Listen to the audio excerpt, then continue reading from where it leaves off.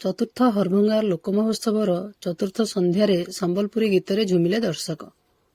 ଚତୁର୍ଥ ହରଭଙ୍ଗା ଲୋକମହୋତ୍ସବର ଆଜି ଚତୁର୍ଥ ସନ୍ଧ୍ୟା। ମା ରୁଦ୍ରକାଳୀଙ୍କ ପୂଜାର୍ଚ୍ଚନା ପରେ ଆଜି ଚତୁର୍ଥ ସନ୍ଧ୍ୟାର ମଞ୍ଚ କାର୍ଯ୍ୟକ୍ରମ ସଭାପତି ସଂଗ୍ରାମ ବେହେରା, ସମ୍ପାଦକ ସରୋଜ ଭୋକ୍ତାଙ୍କ ଦ୍ୱାରା ଅନୁଷ୍ଠିତ ହୋଇଥିଲା।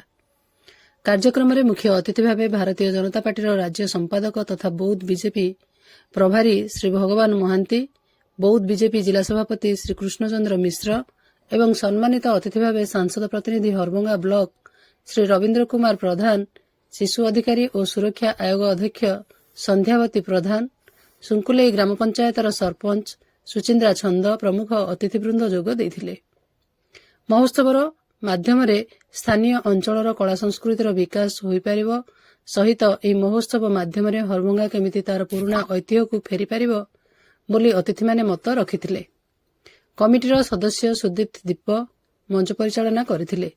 ଚତୁର୍ଥ ସନ୍ଧ୍ୟାର ସାଂସ୍କୃତିକ କାର୍ଯ୍ୟକ୍ରମରେ କଲେଜ ଛାତ୍ରୀଙ୍କ ଦ୍ୱାରା ସ୍ୱାଗତ ସଙ୍ଗୀତ ଗାନ କରାଯାଇଥିଲା ଏବଂ ଓଡ଼ିଆ ସିନେତାରକା ଭୂମିକା ଦାସ, ସମ୍ବଲପୁରୀ ମେଲୋଡି କୁଇନ୍ ପଦ୍ମଶ୍ରୀ ଖଟେଇ ନାଚ ଗୀତରେ ଦର୍ଶକମାନଙ୍କୁ ମନ୍ତ୍ରମୁଗ୍ଧ କରିଥିଲେ। ମହୋତ୍ସବରେ ବିଭିନ୍ନ ସୁସ୍ୱାଦୁ ଖାଦ୍ୟ ଷ୍ଟଲ, ମୀନା ବଜାରରେ ଲୋକଙ୍କ ଭିଡ଼ ଜମିଥିଲା। ହରଭଙ୍ଗା ଡ୍ରାଇଭର ମହାସଂଘ ଓ ମହୋତ୍ସବ କମିଟିର ସଦସ୍ୟମାନେ ବିଭିନ୍ନ କାର୍ଯ୍ୟକ୍ରମରେ ସହଯୋଗ କରିଥିଲେ। ବୌଦ୍ଧରୁ ବୈଦ୍ୟନାଥ ସାମଲଙ୍କ ସହିତ ହରଭଙ୍ଗାରୁ ଚିତ୍ତରଞ୍ଜନ ସିଂଙ୍କ ରିପୋର୍ଟ, ମୋ ଜିଲ୍ଲା ଖବର।